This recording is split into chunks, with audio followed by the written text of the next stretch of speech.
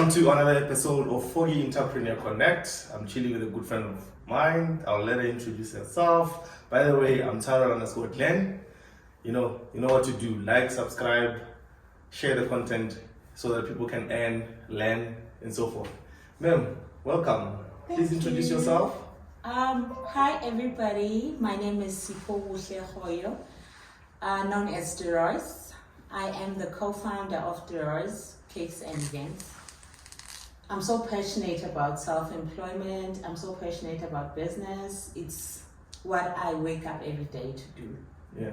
So, but why self-employment, or why entrepreneurship? Why not, be a 9-to-5, go look for a job like any other person? I believe that we are in a generation where there are no jobs, and the only thing that's available to us in abundance at this stage is information. Yeah. You look at YouTube, there are skills letting you know how to bake. There are skills letting you know how to make a furniture from scratch. I mean, our parents never had that, but our parents were all employed. So the employment rate back then was not as high as now. But yet, our generation is so blessed with skills, free education, as well as YouTube and data. So I believe that we're being channeled into a generation where we become creators and create new things and employ people. So that's why I believe that entrepreneurship, self-employment is the way to go if you don't want to be depressed or wait for opportunities at this time.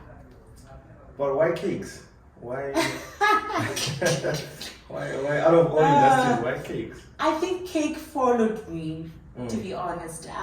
Back in the days, I had a friend who was married and was looking for a child. Like, they've been struggling to have a child for the longest time. And it was placed in my heart, when she finally falls pregnant, I will do a baby shower. So eventually my friend told me the good news. I was like, I'm so excited, but wait, I was unemployed.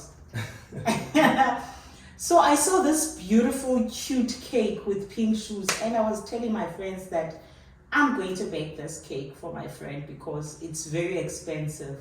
It was ranging from 500, and I was like, no, I need to buy food, I need to buy balloons, and I need to buy this cake. The cake is out. I have to do something to make this cake happen, because the cake is not going to be from Spar, it's not going to be from Woolies, it's going to be custom made. It's going to be a designer cake because it's a big deal. So I did the cake, I did my research because I was born creative. So I did the cake, and everybody didn't believe at the baby shower that I created the cake because it had custom eatable shoes on it.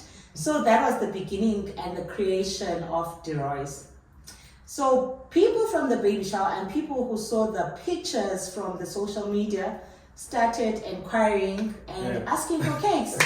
And that was the beginning of a business. Yeah, so cake followed me. So was the one that you took to the baby shower your first It first was. one, or you had a couple of attempts behind closed doors? Not even. That was the first one. But it took me long. It took me 4 days. Yeah, to make the art of the shoes, and it took me a long time. It was not the freshest cake, but it was delicious and sentimental. That's but great. It was the first one. But so far, what are your main challenges in your business? What are you experiencing in terms of challenges? Challenges. I believe that in my business, the main challenge is load shedding. Sure. Yeah. It's load shedding. Yeah. You see, with load shedding is that back in the days, you used to schedule your time. As a small business owner, you are not hiring someone to do your marketing. You're not hiring someone to do your, to clean. You're not hiring someone to be on the procurement. You're not hiring someone. You are everything. You do that yourself. And you have a schedule. You schedule your time, even if you do have 2 employees, but that time is scheduled. You need to market your brand. You need to be on social media. You need to be at the robots distributing flyers. You need to be calling radio stations for your name to be out there. So that time is scheduled for things. And also production has to kick in. You need to satisfy the existing clients at the same time. So with load shedding is that you cannot do your marketing, you cannot do your production, you cannot do anything without electricity. There are very few things like cleaning you can do. So load shedding has been the huge expense in my business because it has taken time, and time is money. Yeah. Yeah. But with all this, because I understand that obviously you would like to employ the marketing manager, the cleaning person, and so forth. But as an entrepreneur, obviously, costs it comes that's true. Constraint, and we have like probably limitation when it comes to cash flow as well. Yeah. So what's your take on funding? Oh well, how did you even fund your first cake? It was through my savings. It was through the money that I had. So at the time, I just had to make sure that I do not buy clothes. I do not buy that. I do not go shopping. I save my money because I believe that funding must find you when you have started. I've seen a lot of people back in the days that never started because they were waiting to be funded. I believe that once you started, it's easier for funders to trust that this brand is in existence. You gain a lot of respect, you gain a lot of recognition because you started from nothing. You started with nothing. You started with the little. You started with your mother's kitchen. You started using the garage. The story is thick, the story is solid, people relate. And that's what people want, someone they can relate to. That's interesting. Hopefully your mother is part of the shareholder because you've been using her resources without paying. So there's a younger you. Before I go to that one, as a lady, what are the challenges of having business, or being an entrepreneur as a lady? Because I speak to a lot of entrepreneurs who are ladies, and they mention a lot of challenges as well. Just being a lady in business, it comes with a lot of challenges, especially in South Africa. So what are those challenges that you face because you are a lady in a business? Oh well, that one is very awkward, but it is the truth that has to be said. Yeah. When you're speaking of funding earlier on, there was once a very influential person who was inspired and came over to view and was very much interested in assisting with the goals, the visions that I had for my company. It looked very legit until when we communicated, I could sense that this is no longer business. It's more like, let's go for dinner, let's go for this. Personally, for me, being a woman, you are expected to sleep with someone. It's not all men who are gatekeepers who would do that, but I personally experienced that. And it was when I realized that it's time to stand for myself. I didn't start doing what I'm expected to do. I didn't start with sleep. I didn't start the first cake by sleeping with someone.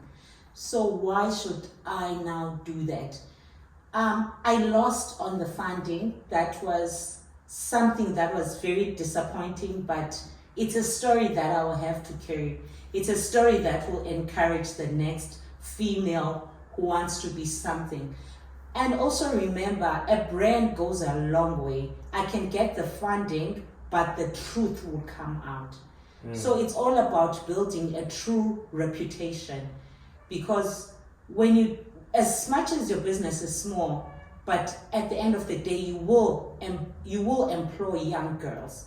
And in the same company, because your company was built on that, the men in your company will exploit the same girls who you've hired, thinking that the past will eventually fade away, but the past always comes back. So I just want the business to be solid. It has to have a very good, clean reputation, and nothing that will eventually drag it down when I've worked so hard for it. Oh, that's powerful, and I admire that. I really do. So there is there is one young you. You know, when you started. I mean, you've been in business for quite some time now. When you started, this person want to start a business, and out of all the advices that you received, what advice would you give this person? A person who wants to start. Yeah, a young you. Or what advice would you give yourself, like When 2 I years started, ago or 3 years ago? Yeah. The advice I always tell my sister is that I wish when I came to Joburg, it was all about studying. I love studying. I respect the knowledge. However, in the process of studying, whatever you're studying, whether it's mechanical, whether it's marketing, just start your business while you are a student. Because in the longest time I was a student at UJ, it was nice, but I never even baked enough. You went to UJ, which one? I went to UJ, Banting Road. Oh, I did my undergrad at UJ as well. Yeah, I cannot tell which year. Because I'm forever 21. Yep, so yeah.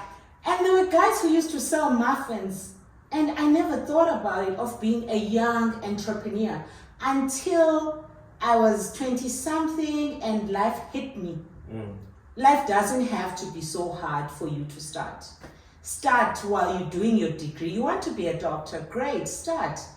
Doing something medically related, whether you're doing reps, assisting other doctors while opening your own business and make it nice and professional, or writing doctors' reports, and then doctors can pay you for that service. So you don't have to wait to be employed to have a side hustle or have your own money or have a sugar daddy to have your own allowance or wait for your mother. You can actually assist your mother while you're still at varsity, because when you're a student, you have time. I was once a student, but on Saturdays and Sundays, I had time. Yeah. Okay, so if you look at all the entrepreneurs that inspires you, if I ask you to pick one, who would that person be? Who inspires you as an entrepreneur? To be honest, it's Tipo Touch. Tipo Touch. Yeah. You don't have the one. Yeah. Honestly, it's Tipo Touch. Like the things he says, and you're like, are you for real? He actually awakens not the reality, the opposite of reality, like the child in you, the imaginary 5-year-old that you used to be. And he doesn't care of what other people are saying. He fails a lot and he wins a lot. And that's what entrepreneurship is all about. We're so scared of failing. But in failure, there is always a story, and from that you learn, and there's a lesson for you to grow. And it also encourages a normal person watching you that if he can fail, it means that I forgive myself when I started and I failed. So for Tipo Touch, I'm like, every time I'm listening to this guy, I'm like, ooh, this one is an animal that whatever kind of animal he is, I am. And there's a saying that says, the same birds, they flock or fly together. Yeah. And you would always acknowledge someone that is like you. Yeah. I like the fact that you said forgive yourself, which is what our brand stands for. You need to forgive yourself for you to win and have peace. The spirit of winning. You know, you cannot win if you don't have forgiveness. That's true. And we fail so many times. That's There's so only true. a failure if there's no lesson in it. That's so true. Yeah. So the last one, where do people find you? I want to buy a beautiful cake. I want to have a cake of my sneaker. Wow. Foggy sneaker. So where do I find you to place my order? People would find me on social media. I am Deroy's Cakes and Events. People would normally make inquiries on the messages, the DMs. I'm also available on WhatsApp. On my number, my business WhatsApp is 083 363 6718. And also I am available at my shop, which we currently in Innovation Works. I want to like put the last question in. I know we're out of time. So what is the future like for you, for the brand? Who knows the future? But I can always speak to the future because I have the power to speak to the future. The future is promising. I just want to say that. And I'm so fearful because I've heard a lot that next year there's going to be, the inflation is going up, the economy is going up. The future for Deroy's Cakes and Events is to be visible, to be out there, to market our product as much as possible, and not being comfortable with the existing clients. The future for us is for the event side to grow. We are planning on doing pop-ups around Midrand. I'm sure you guys will be seeing us a lot in Mall of Africa, in Caswell, as well as the surrounding areas in Blue Hills, where we'll be available to interact with our clients. It's so amazing that sometimes you would go to Mall of Africa and someone would be like, "Hi, I once ordered a cake from you, I know you," and you like, you don't remember that person anymore, but you appreciate that. Wow, you are growing. The fact that you don't remember, it's bad, but it's also to say that now there's a community of Deroy's Cakes and Events. One last word for our viewers. One last advice, whatever you want to say to people watching back at home. I believe I would like to emphasize on women, especially the ones which are growing. There's this narrative that's going on that someone is coming to save you. I just want to say that if someone is coming to save you, it would mean that they are about to control you. And that could only last and is for a certain short of time, and it's not sustainable. I just want to say, young, beautiful women, you are blessed, you are beautiful, and you are very smart. Don't be heavy, don't be a stone, be very light. A relationship, it's about love. It's not for you to be sustained by anyone. We have a very beautiful country which has a lot of information where you can equip yourself with knowledge as well as skill. Do that to develop yourself, because that is for the next generation. It's sustainable. It's a lifetime. Yeah, wow. Yeah. From my side, _Glenn, we are out. Please subscribe, like, share, and someone is looking for those answers. Please help them get their goal. Thank you, sis. Thank you.